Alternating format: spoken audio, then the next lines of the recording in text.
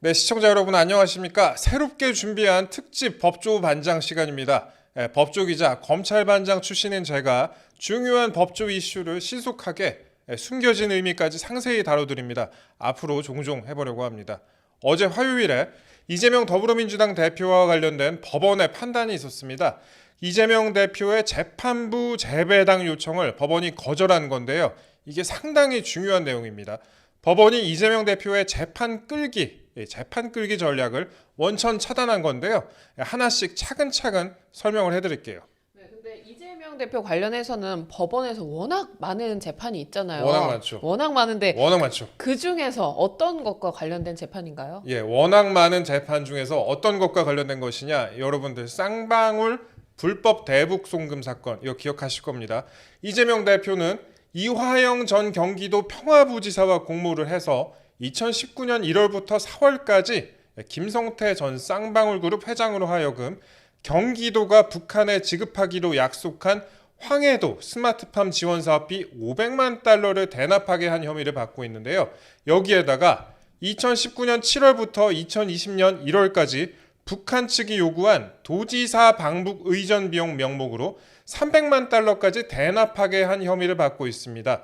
그러니까 총 800만 달러, 지금 환율로 따져보면 한 100억 원이 넘는 돈이죠. 100억 원이요? 넘는, 100억 원보다 위입니다. 큰 돈인데 와. 이 대표 등이 그 대가로 김성태 전 회장에게 쌍방울 그룹의 대북 사업에 대한 경기도의 지원과 보증을 약속한 것으로 검찰은 보고 있습니다. 근데 왜 그렇게까지 해서 방북을 하려고 한 거예요? 그 부분이 중요해요. 그 부분이 아주 중요한데요.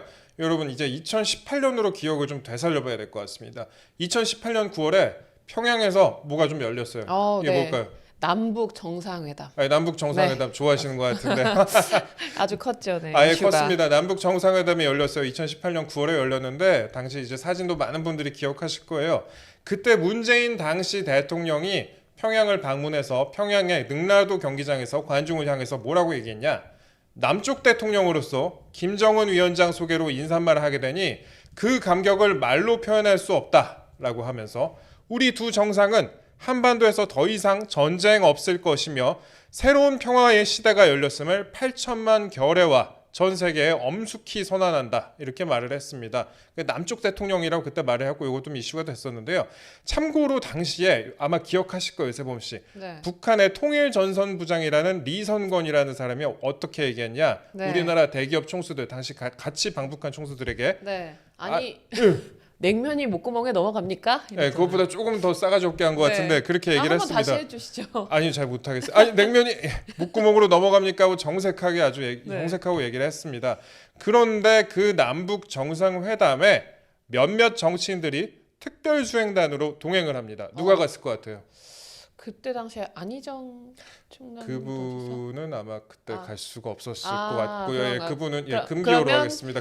고 예. 박원순 시장 예, 맞습니다. 네네. 박원순 시장이 당시에 갔었고요. 박원순 당시 서울시장이 같이 갔었고 그다음에 최문순 당시 강원지사가 또 명단에 포함이 됩니다.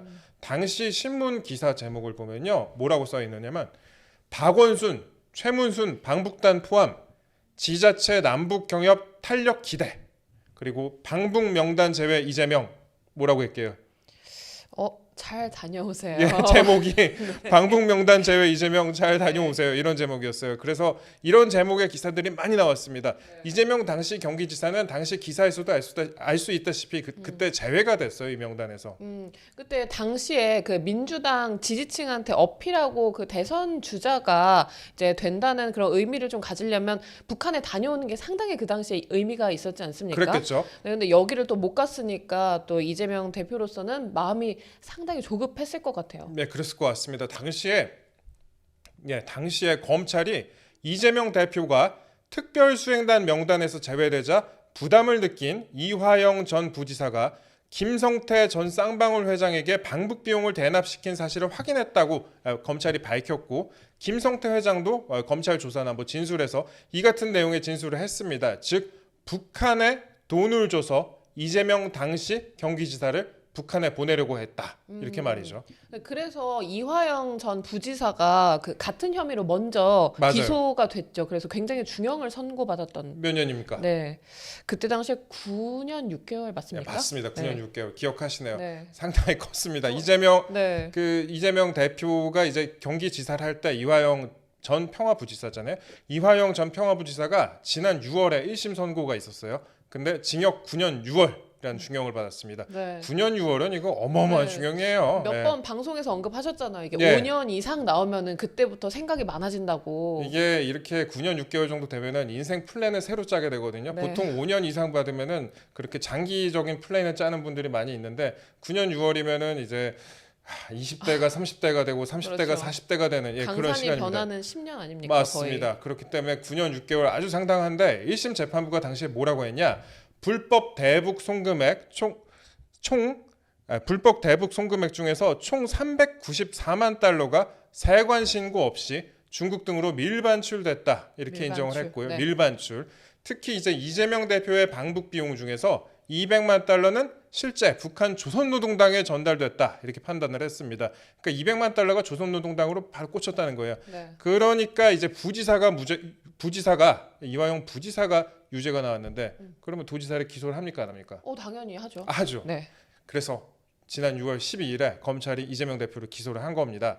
2019년 당시에 쌍방울 그룹의 대북 사업을 돕는 대가로 경기도가 북한 측에 냈어야 할 스마트팜 사업비 500만 달러와 자신의 방북비 300만 달러 등 모두 800만 달러를 김성태 전 회장에게 대신 내도록 한 혐의를 받고 있습니다. 저희가 앞에서도 설명을 드렸지만요. 그러니까 대북 사업과 방북 성과 등을 통한 정치적인 이익을 얻기 위해서 뭐 대선 주자 같은 네. 그런 정치적 이익을 얻기 위해서 사실상 쌍방울로부터 800만 달러에 달하는 뇌물을 받았다라는 게 검찰의 판단이죠. 100억 원이 넘는 뇌물을 받았다라는 게 검찰의 판단이라고 볼 수 있을 것 같습니다. 네, 워낙 사건이 많아서 정말 헷갈렸었는데 이제야 이제 이해가 됩니다. 예, 이제 선명하게. 이해를 하셨으니까 네. 앞으로 이거 외워두셔야 될 것 같아요. 네. 또 다른 사건도 워낙 많으니까 우리가 또 종종 다뤄보고요. 네. 그러면 지금부터 다시 그 이재명 대표의 재판부 재배당 이걸로 다시 돌아가 볼게요. 이게 왜 중요하냐면요. 그 이화영 전 부지사에게 중형을 선고한 그 재판장이 9년 6개월을 선고한 그 재판장이 지금 이재명 대표의 재판을 담당하는 그 재판장입니다. 네. 이름 익숙하실 거예요. 신진우 부장판사. 신진우 부장판사. 네, 예. 저도 너무 많이 들어본 것 같은데요. 예, 그렇죠. 네. 진우 전보다 더 많이 들어본 네. 것 같아요. 신진우 부장판사인데 수원지법 형사 11부입니다. 이분이. 그래갖고 공범에게 9년 6월을 선고한 판사가 본인한테도 걸렸으니 네. 어떻겠습니까? 두렵죠. 거의 충격과 공포 뭐 이런 수준이 아닐까 싶은데요. 이거는 진짜 별 생각이 다 들 네. 거예요. 전부 이거 어마어마한데 네. 그런데 배정이 전산으로 무작위로 되는 거예요. 그러니까 어. 이 신진우 부장판사를 어떻게 뭐 하려고 해서 한 게 아니라 무작위로 배당이 되는 겁니다. 실제로 이제 수원지방법원의 부패 전담 재판부 그러니까 대형 사건이라든지 아니면 이렇게 정치인 관련된 사건이라든지 담당하는 재판부가 딱 두 개가 있습니다. 형사 11부와 네. 형사 14부가 있습니다. 그런데 인생이란 게 원래 확률이 2분의 1이에요. 로또도 당첨되거나 당첨되지 않거나 그렇죠. 2분의 1이잖아요. 네. 원래 인생이라는 게 2분의 1의 확률입니다. 근데 그 2분의 1의 확률로 이제 신진우 부장판사가 걸려버린 거죠. 그 신진우 부장판사가 이재명 대표 재판에서도 같은 판단을 하게 되면 결과가 어떻겠습니까? 그 이상 또 나올 수도 있고. 최소 뭐 그 네. 이 정도는 될 것 같죠. 9년 6월 정도 될 것 같죠. 결과는 뭐 자명한 거죠. 네. 그래서인지 민주당이 신진우 부장판사의 이재명 대표 이 사건이 배당이 될 때부터 뭐라고 얘기를 했냐? 편파적이다라고 얘기를 하면서 비판을 해왔습니다. 그 근거가 뭔가요? 편파적인 근거. 뭐 9년 6월 내렸다 이런 거겠죠. 예. 여러 가지 뭐 이유로 됐었는데 이유를 네. 뭐라고 됐냐면요. 근거를 뭐라고 됐냐면 뭐 절차도 엉망이다, 결과도 오판이다 이렇게 얘기를 하면서 많은 비난을 했었어요. 당시에 비판을 했는데 그래서 그로부터 한 달 후에 지난 7월에 뭘 먼저 시도를 하나 이 사건을 수원지법에서 서울중앙지법으로 이송을 해달라고 먼저 시도를 해요. 네. 그러니까 이걸 뭐라고 하냐면 토지 관할 병합 신청이라고 합니다. 그러니까 같은 동네에서 재판받게 해달라 뭐 이런 건데요. 이재명 대표 본인이 중앙지법에서 워낙에 많은 재판을 받고 있으니까 수원지법에서 이거를 이송을 해달라는 건데 뭐 형사소송법상 시도는 해볼 수는 있습니다. 네. 그런데 이게 받아들여지는 경우는 사실상 제로다. 그러니까 몇 시간에 걸쳐서 다른 지방법원까지 가는 모습 많이 보셨을 거예요. 뭐 다른 지방에서 다른 지방까지 주변에 재판 받아보신 분 계시면 많이 보셨을 건데 실제로 이제 중앙지법의 다른 사건의 대북 송금까지 또 병합이 되게 된다면 만약에 병합까지 되게 된다면 안 그래도 오래 걸리는 이재명 대표 재판이 끝없이 길어지게 된다. 네, 예, 그 부분도 알 수가 있습니다. 실제로 현재 서울중앙지법 형사 33부가 맡은 대장동, 위례, 백현동, 성남 FC 의혹 이게 지금 다 병합이 돼 있거든요. 네. 이 의혹 중에서 위례 개발 사건 정도만 지금 마무리가 됐지 나머지는 이제 시작하는 수준이에요. 그 대장동 증인이 몇 명인 줄 알아요? 대장동 사건? 100명이 넘는 걸로 알고 있습니다. 예, 148, 148명입니다. 맞네요. 아, 148명 150%. 증인이면 언제 다 합니까 이거? 네. 언제 다 합니까? 그래서 이거는 뭐 앞으로도 몇 년, 3년이 4년이 1심에서 걸릴지도 모른다 이런 건데 그래서인지 네, 예, 그래서 이렇게 예. 이제 재배당 시도까지 하게 된 재배당 걸까요? 시도까지 또 이어지는 네. 거죠. 그런데 토지 관할은 당연히 예상대로 기각이 됐다. 아. 그래서 이제 재배당 시도까지 하게 된다 네. 이 말씀인데요. 그래서였군요. 이 재배당이라는 게 그러니까 뭐냐면요. 이 판사 싫어요. 바꿔주세요. 막 이런 겁니다. 상상 초월입니다. 이 판사 바꿔주세요 이런 건데 뭐 누구든지 할 수는 있어요. 할 수는 있는데 이재명 대표가 재판을 연기하는 방법은 사실 그동안 워낙 다양했어요. 뭐 국회 일정, 단식, 총선 시즌이다. 총선으로 인한 뭐 연기. 그 참고로 지난 8월에는 또 대장동 관련 재판에서 이게 있었는데 혹시 기억나세요? 조퇴? 조퇴 같은 거는 네, 뭐 일어나는 건데 코로나? 그렇죠. 네. 코로나 제가 그 말씀을 드리고 싶었어요. 코로나19 관련 확진으로 인해서 입원 치료를 이유로 재판이 연기가 됐습니다. 이게 얼마나 연기가 됐냐? 당시 2주나 재판이 연기됐어요. 네. 근데 뭐 물론 몸이 안 좋을 수도 있죠. 근데 최근에 이제 코로나로 2주 동안 입원한 사람 잘 못 본 것 같아요. 예. 그래서 거의 뭐 초창기 1년 동안만 그랬고 그 초창기에도 이렇게는 안 네, 했던 네, 것 같은데 네. 뭐 물론 뭐 본인이 주장할 수 있는 거니까. 근데 선거법 사건을 그리고 처리하지 않고 1년 넘게 잡고 있던 판사가 판사가 사직까지 하는 그런 경우도 있었어요. 그러면서 네. 뭐 나보고 어쩌라는 거냐 이런 식으로 막 그 자기 뭐 동료 법조인들에게 그렇게 뭐 항변을 하기도 했었는데 그런 사건도 있었습니다. 근데 다시 이 사건으로 다시 돌아와 볼게요. 이재명 대표 측이 지난 8월에 이 사건 그 쌍방울 불법 대북 송금 이 사건에서 첫 재판 공판 준비 기일에서 뭐라고 얘기를 했냐? 사건 기록 복사를 다 못했다. 기록을 봐야 진행을 하는데 어느 정도 늦을지 가늠하기가 어렵다. 어느 정도 늦을지 가늠하기가 어렵다. 나도 시간 얼마 걸릴지 몰라. 뭐 이런 거죠. 네. 어느 정도 걸릴지 모른다. 이렇게 얘기를 했고, 그러니까 또 재판 지연 시도를 했다. 이렇게 볼 수 있는 건데, 그러자 이때 신진우 판사도 화가 납니다. 기소된 지 2달이 넘었다. 신속하게 기록을 검토하라고 한 바 있다. 내가 빨리 하라고 했잖아. 이렇게 네. 얘기를 한 겁니다.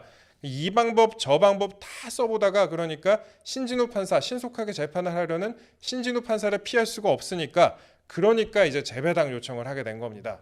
그런데 지난달 30일에 이 대표 측 변호인이 다른 재판부로 재배당을 해달라 이런 의견서를 냈어요. 네. 그런데 어제 화요일 재판에서 이 대표 측 변호인이 자리에서 일어나서 이렇게 얘기를 합니다.